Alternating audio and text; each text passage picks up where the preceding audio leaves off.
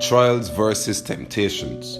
In 1 Corinthians chapter 13, we read that there is no temptation taken you, but such as is common to man. But God is faithful, who will not suffer you to be tempted above that ye are able. And we must understand, beloved, the faithfulness of God, the dependability of God, to know that everything that comes your way has already been measured by God. And His faithfulness dictates that He will not put upon you something more than you can bear. He will not put upon you something that is not necessary for your character, for your spiritual, for your soul development at this time. And it says that He will, with the temptation, also make a way to escape. And we must understand the way to escape. And in the previous presentation, we examined how our way of escape begins with our decision-making capacity to make a choice that we will endure this temptation, to make a choice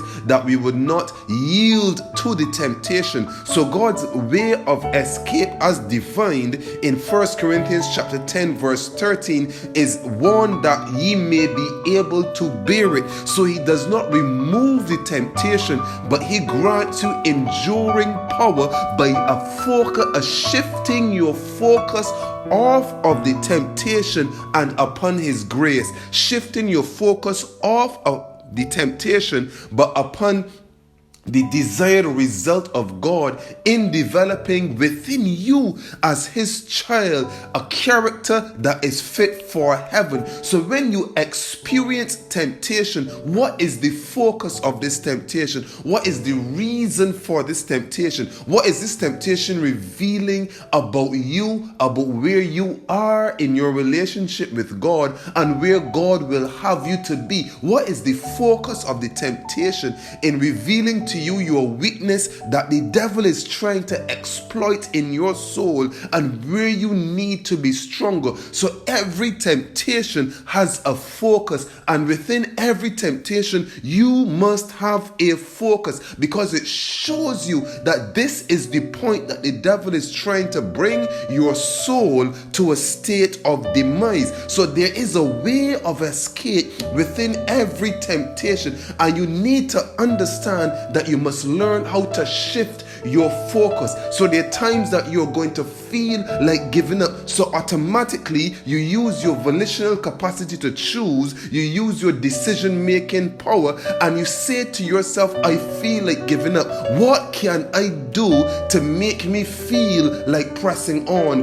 Where do I need to shift my focus? What else do I need to concentrate on? What are the things that I need to do? What is the mindset that I need to have that shifts my focus from the feeling, from the emotional state of feeling like giving up, and to feeling like pressing on? So temptation has a focus, beloved, and we must be able to bear the temptation. It may not be removed for us. So God wants us to have that enduring power, and we will not have that enduring power if we keep our focus on the temptation. For when we focus only on the temptation, it is going to weaken our resolve to maintain our integrity to God. So understand, beloved, today that you must have a focus in the temptations when the temptations come upon your soul. So when the devil is tempting you to yield to temptation, when the devil is tempting you to give up, when the devil is tempting you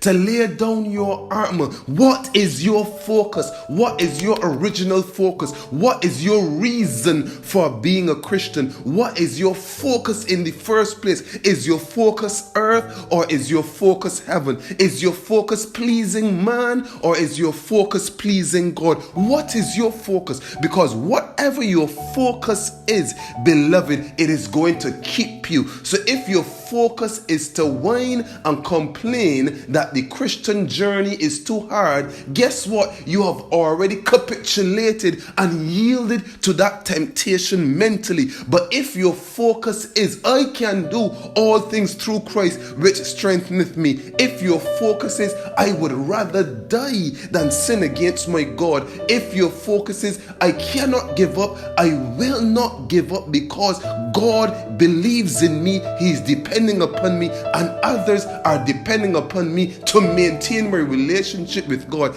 If that is your focus, you have been given a way of escape that you may be able to bear the temptation. So focus is important, beloved, and you must have a focus. What is your focus today, beloved? Because your resolve is being tested within your trial. The temptation is coming to build, the trial is coming to build your relationship with God using a series of temptations calculated to show you where you are at and where you need to be strong, beloved. So the temptations can break your relationship with God, but your focus can maintain and strengthen your relationship with God. What is your focus in the midst of the temptation that you are experiencing today? Stay focused, beloved, and when you stay focused, you will be able to bear the temptations that you are experiencing.